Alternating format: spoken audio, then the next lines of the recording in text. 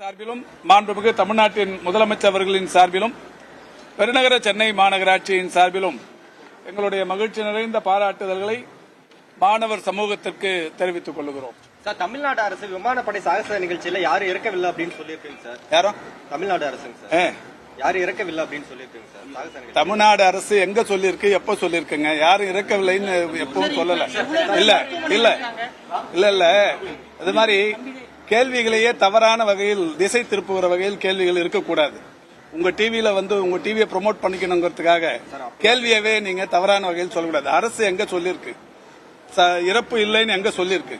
முதல்ல பத்திரிகையாளர்கள் உங்களுக்குரிய கடமை உணர்வோடு செய்யணும். இது இல்ல இது இந்த நிகழ்ச்சி என்னன்னா, இந்திய விமானப்படை தொடங்கியது என்பது 1932 ஆண்டு அக்டோபர் திங்கள் 8ஆம் தேதி. 1932 அக்டோபர் 8 தொடங்கப்பட்ட இந்த இந்திய விமானப்படை 72 ஆண்டுகளை நிறைவு செய்து 73ஆம் ஆண்டில் அடியெடுத்து வைக்கிறது. இந்த 93ஆம் ஆண்டில் அடியெடுத்து வைக்கிறது. 93ஆம் ஆண்டில் அடியெடுத்து வைக்கிற இந்திய விமானப்படை தன்னுடைய பலத்தை, தன்னுடைய இன்ஃப்ராஸ்ட்ரக்சர் கட்டமைப்பை உலகுக்கு உணர்த்துகிற வகையில் ஒரு பெரிய விமான சாகசத்தை, இந்திய படை விமான வான் சாகசத்தை இன்றைக்கு செய்வதற்காக சென்னையை தேர்ந்தெடுத்து அதை செய்கிறது. அப்படி செய்யும் போது அவர்கள் தமிழக அரசின் சார்பில் என்னெல்லாம் வசதிகள் வேண்டும் என்று கேட்டார்களோ அந்த விமானத்துறை கேட்ட அத்தனை வசதிகளையும் தமிழக அரசின் தலைமைச் செயலாளர் தலைமையில் 2 கூட்டங்கள் ஏற்பாடு செய்து பல சேவைத்துறைகளை ஒருங்கிணைத்து அந்த கூட்டங்களின் வாயிலாக யார் யாருக்கு என்னென்ன கடமைகள் என்று முடிவெடுத்து பல விஷயங்கள் செய்யப்பட்டது. இந்திய ராணுவத்தின் சார்பாக பல்வேறு மருத்துவ குழுக்கள் நேற்றைக்கு அங்கே களத்தில் இருந்தது.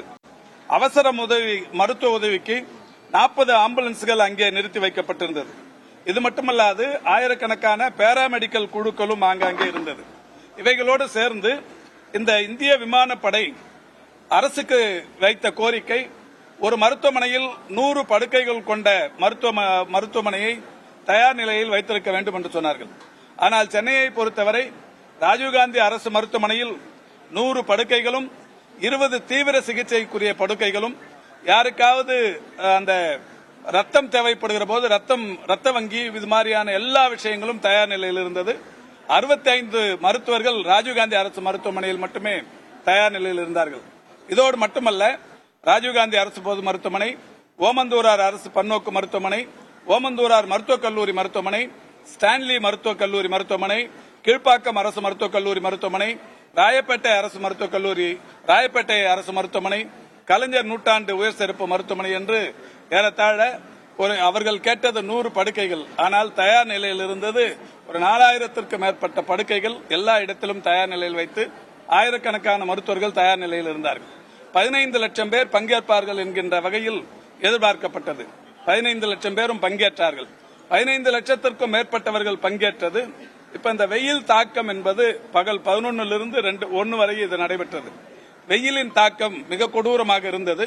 அதற்காகத்தான் இந்திய விமானப்படை ஏற்கனவே சொன்னது, இந்த நிகழ்ச்சியில் கலந்து வருகிற பொதுமக்கள் குடைகளுடன் வர வேண்டும், தண்ணீருடன் வர வேண்டும், கண்ணாடி அணிந்து வர வேண்டும், தொப்பி அணிந்து வர வேண்டும் என்று அவர்கள் முன்னெச்சரிக்கையாக இந்த எல்லா விஷயங்களையும் எடுத்து சொன்னார்கள். ஏதோ நீங்க எல்லாருமே வாங்க, வெயிலே இருக்காது, காஞ்சி போன வானமா இருக்கும், ஒண்ணுமே இருக்காதுன்னு யாரையும் கூப்பிடல. அவங்க சொல்லும் போதே இதெல்லாம் தெளிவா சொன்னாங்க. இந்திய விமானப்படை சொன்னது இது ஒரு தேசிய அளவில் நாம் பார்க்க வேண்டிய ஒரு நல்ல விஷயம். ஒரு தேசிய விழா, அதுவும் உலகுக்கு இந்தியாவின் விமானப்படையின் அந்த கட்டமைப்பை வெளி உலகுக்கு தெரிவிப்பது. நேற்றுக்கு தஞ்சாவூரிலிருந்து ஒரு விமானம், ரபேல் என்று நினைக்கிறேன், கிளம்பி 20 நிமிஷத்தில் சென்னைக்கு வந்திருக்கிறது. சீறி பாய்ந்த விமானம். இத்தகைய ஆற்றல் உள்ள விமான சேவை இந்தியாவில் இருக்கிறது என்பதை உலகுக்கு உணர்த்துகிற வகையிலான ஒரு அற்புதமான நிகழ்ச்சி. இதுல இந்த இறப்பு உண்மையிலேயே வருத்தத்திற்குரிய ஒன்றுதான். இது யாரும் எதிர்பார்த்து நடக்கிறது இல்லை. இதுக்கு எல்லாருமே அனுதாபம் தெரிவிக்கிறோம், எல்லாருமே வருத்தம் தெரிவிக்கிறோம். இதுல யாரும் அரசியல் மட்டும் பண்ணக்கூடாது. இது அரசியல் பண்ணணும்னு நினைச்சாங்கன்னா ஃபெயிலியர் ஆயிடுவாங்க. யார் நினைச்சாலுமே, அது ஈவன் பத்திரிகை நீங்க நினைச்சாலும் கூட இது அரசியல் பண்ணணும்னு நினைக்க கூடாது. இந்த 5 பேருடைய இறப்பு என்பது உண்மையில் வருத்தத்திற்குரியது. அதுவும் கூட இந்த வெயில், இது எல்லாமே வெயில் தாக்கம். இது ஹீட் ரிலேட்டடான ஒரு மரணங்கள். இந்த 5 பேருமே பிராட் டெட் என்று சொல்லக்கூடிய வகையில் இறந்துதான் மருத்துவமனைகளுக்கு வந்திருக்கிறார்கள். மருத்துவமனையில் வந்து சிகிச்சை பலனின்றி யாரும் இறந்து போல, இறந்த பிறகு மருத்துவமனைகளுக்கு கொண்டு வரப்பட்டிருக்கிறார்கள் 5 பேர். அந்த 5 பேர் யார் யார் என்கின்ற பெயர்களும் இன்றைக்கு ஏற்கனவே அறிவிக்கப்பட்டிருக்கிறது.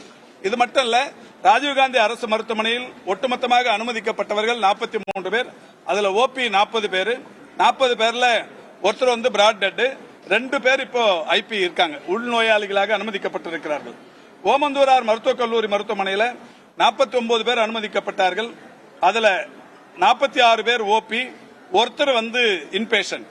ஓபியா இருந்தவங்க அத்தனை பேரும் நேற்று இரவே அவர் சிகிச்சை முடித்து இல்லங்களுக்கு திரும்பி விட்டார்கள். அதுல பிராட் டெட் வந்து 2.